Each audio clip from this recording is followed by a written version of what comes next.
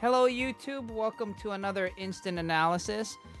Here, talking about the new FES cards that were announced at this point like 23 hours ago.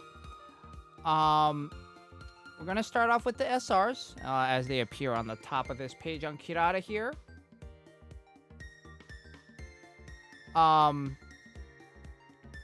First, thank you friends Yoshiko.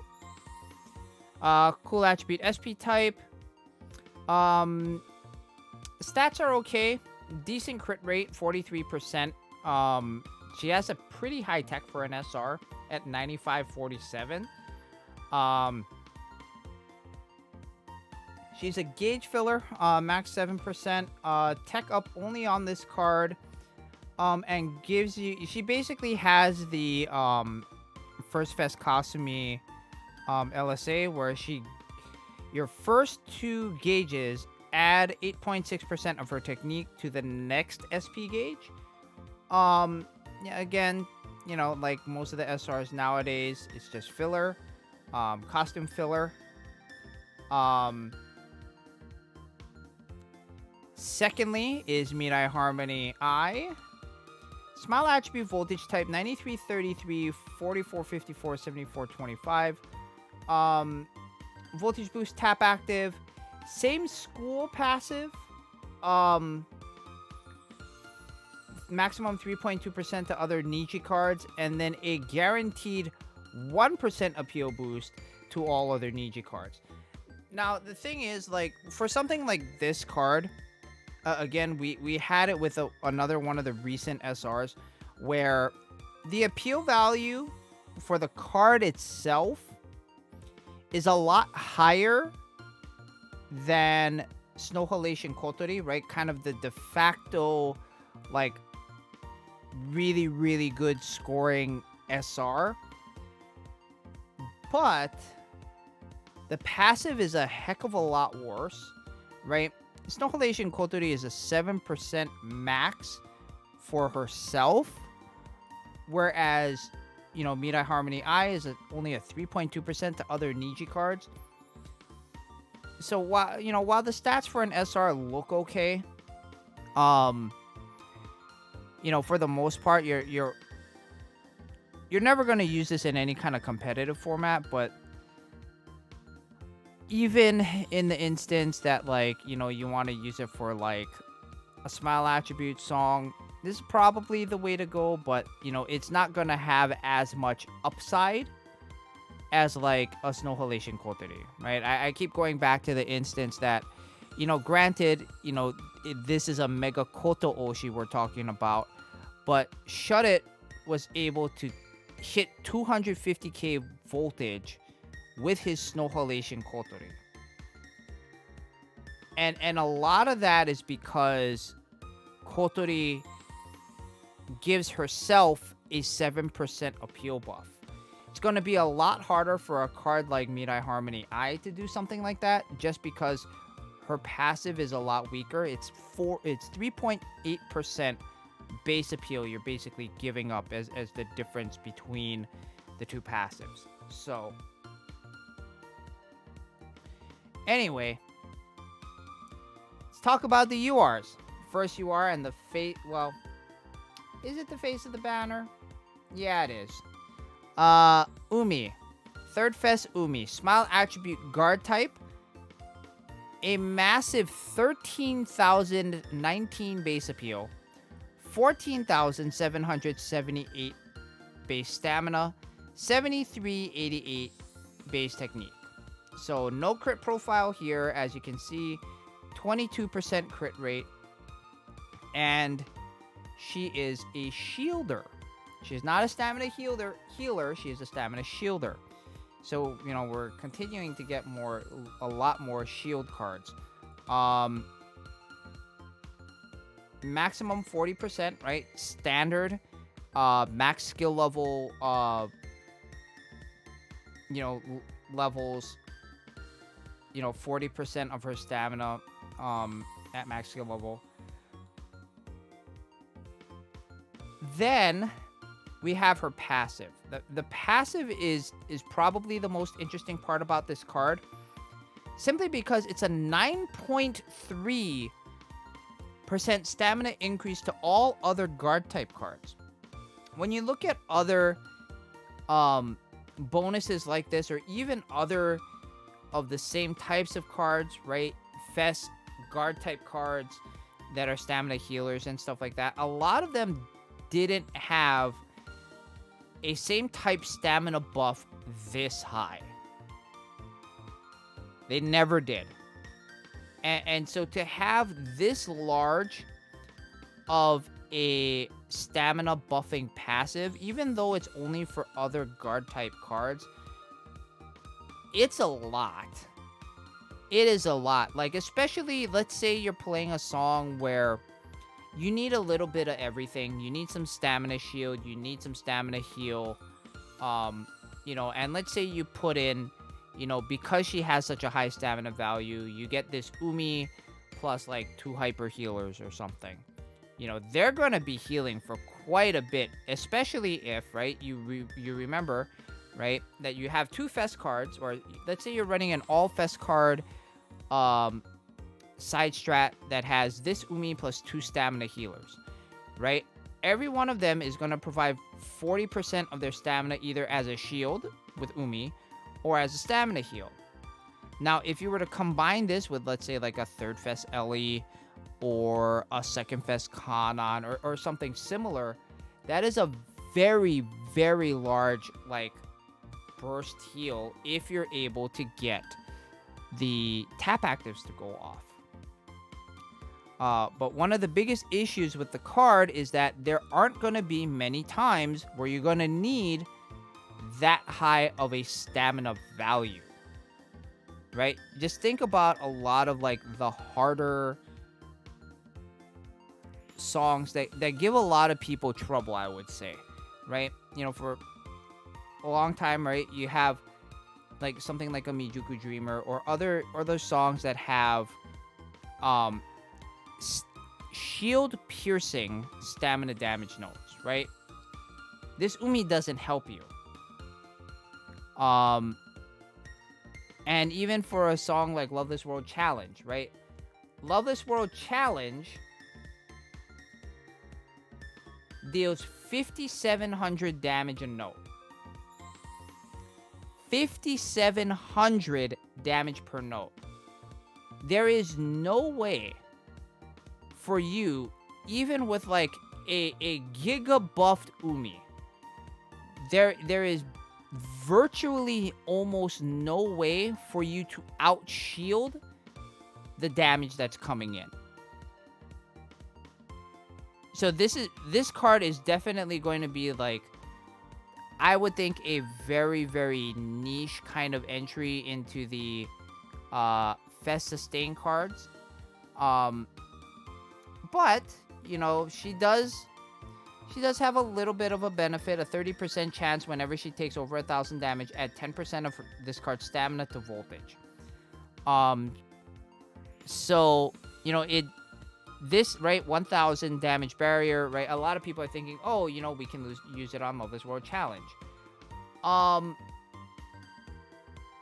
And while it is a good option, strictly because of her really, really high base appeal value, you also have to start thinking of, okay, the thing is, though, basically I'm foregoing Umi's tap active, right? Because you're never gonna generate enough shield basically for the shield to stay up on something like Love This World Challenge. You're gonna need stamina healers. So, getting this card with 2 other really, really good stamina healers is gonna be the way to go. But, like, if you're gonna pair this with, let's say, a 2nd FES Yo and a 1st FES Nico or something, right? Yeah, you're getting a lot of healing, but Nico doesn't really score particularly well.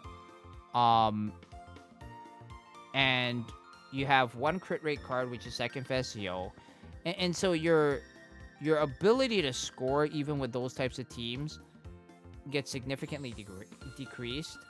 And even with this, right? This 1,000 or more damage to get 10% of this card's stamina to voltage, okay? So if we were to even ignore the passive, right? Let's ignore the passive. And let's say 10%, right? 1,477, right? That's every third time, 1 out of every 3 times this Umi taps. Actually, 3 times out of 10, okay? In Loveless World, note count is 312. So if you're single stratting Loveless World, every card taps 104 times. Right? If we were to take 30% of that, 104 times 30%, this card's going to tap about 31 times, right? The tap active is going to go off 31 times. 31 times 1,477, that is not a lot of voltage that you're adding with Umi's live show active. So the scoring should basically be seen as like, oh, it's a nice little like extra bonus if the song is, you know, deals a lot of damage or whatever. But you're only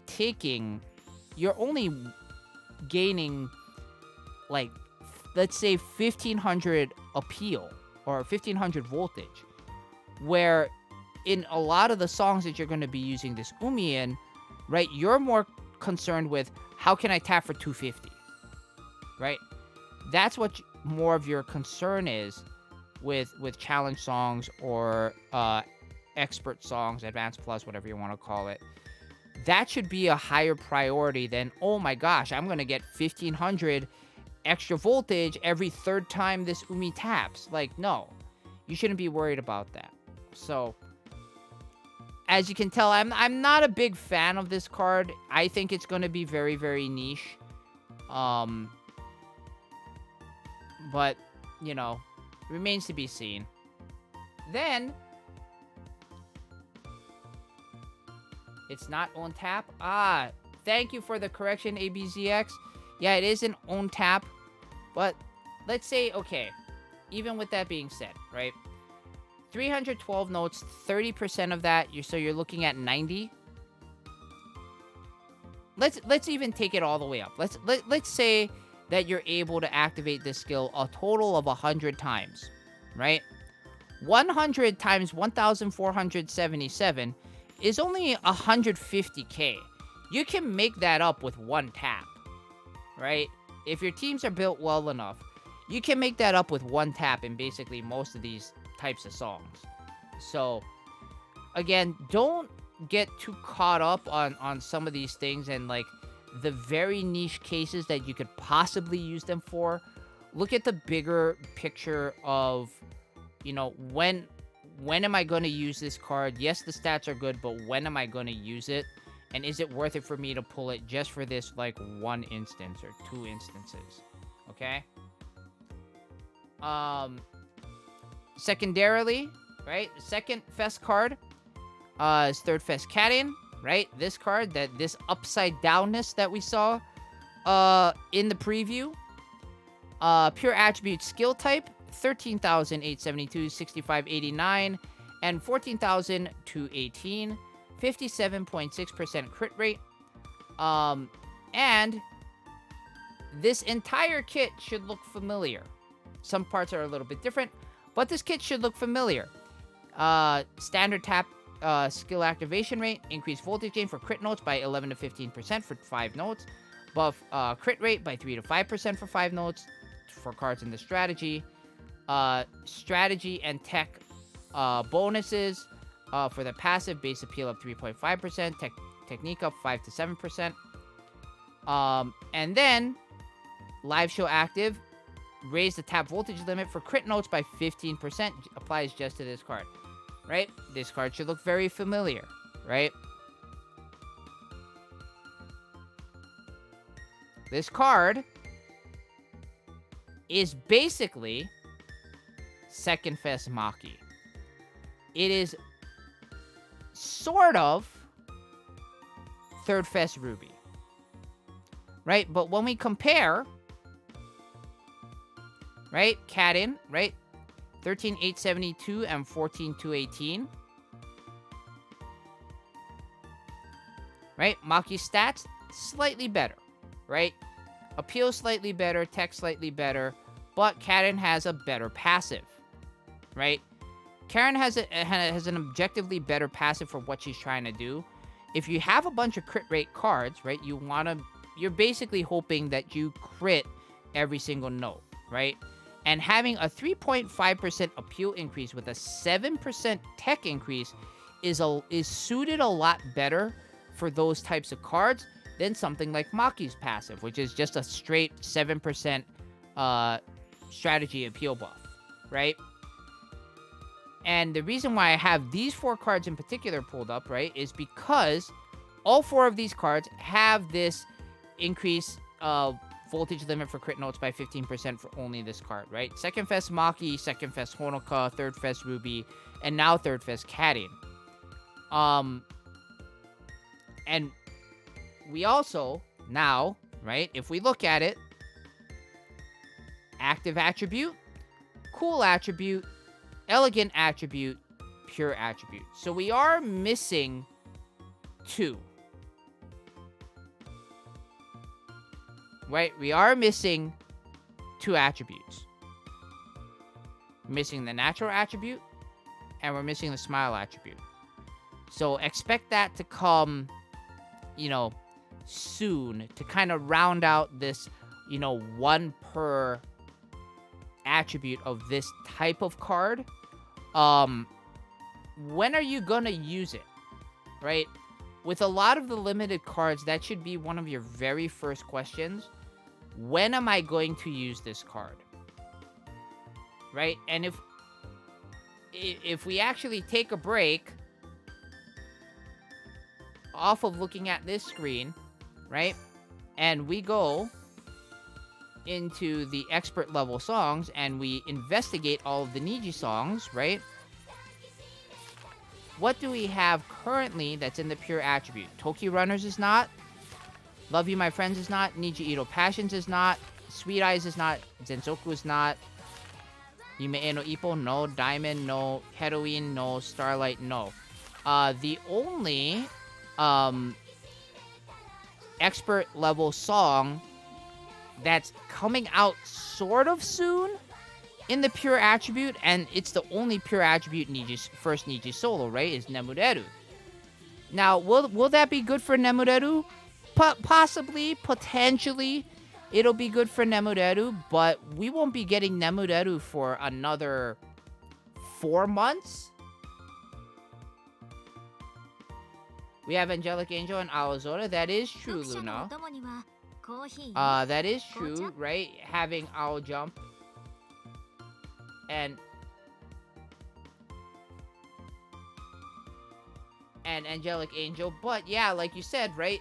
Let's think about those songs themselves, right? Aozora is non-aqua card 25% appeal debuff. Angelic Angel, right? The brand new challenge song. Angelic Angel, yeah, she doesn't get hit by the debuff. But, right, she also doesn't gain really any buffs. Right? She doesn't gain the extra, Muse 10% appeal for 50 note buff. Right? She doesn't get the first or sixth AC buff. So, realistically, what are we going to be using this particular Karin for? As of right now, it would just be have the Karin to have it, but then wait for a good song to come along. And to me, this type of card that already doesn't have an established song for it to pair with drops very, very heavily in in my eyes, whether the card is a priority pull or not.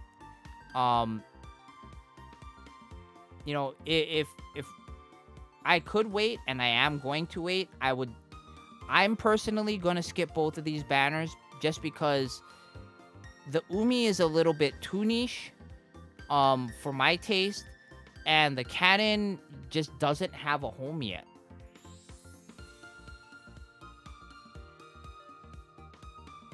Her LSA is cleansed in Angelic Angel. That is a very good note there, Justin. And see, this is why I love having the chat here to kind of bounce off of it, because they can remind me of this kind of stuff, right? Choker LSA being cleansed in AA is a big deal. You know, you're thinking you'll be getting away with all these huge, massive crit values, but unfortunately, doesn't work. So, if I were to suggest to anyone that isn't a Karin or an Umi Oshi, because Karin and Umi Oshis, I am not stopping you, right? Karin and Umi Oshis, I am not stopping you from pulling either this card or this card, right? I know I'm not stopping you. But for those of you whose Oshis are not on the banner, and you have enough gems to spark, should you spark? No. We have 3rd anniversary coming up at the end of next month. I would wait to see what that brings.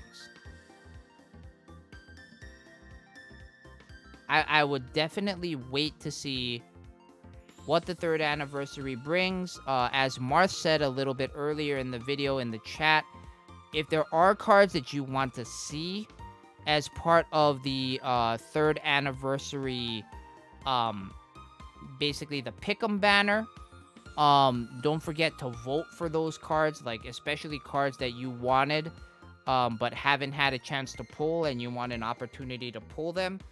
Vote for them. You know, for those of you that missed out on, let's say, like a Party Koto or a Party Mari, or if you missed out on like a 3rd FES Kasumi or something, right? If you want to vote for those cards that, you know, that would greatly help you, whether it be in Advanced Plus or in you know, SP cycling, advanced beat maps and stuff like that. Just remember to vote for those cards. But me personally, outside of daily pulls, outside of daily, you know, 10-page gem pulls, I'm not gonna, you know, waste a whole lot of effort on this particular banner. If I get one of these cards in my daily pulls, great, but I'm not actively searching out for them. Okay?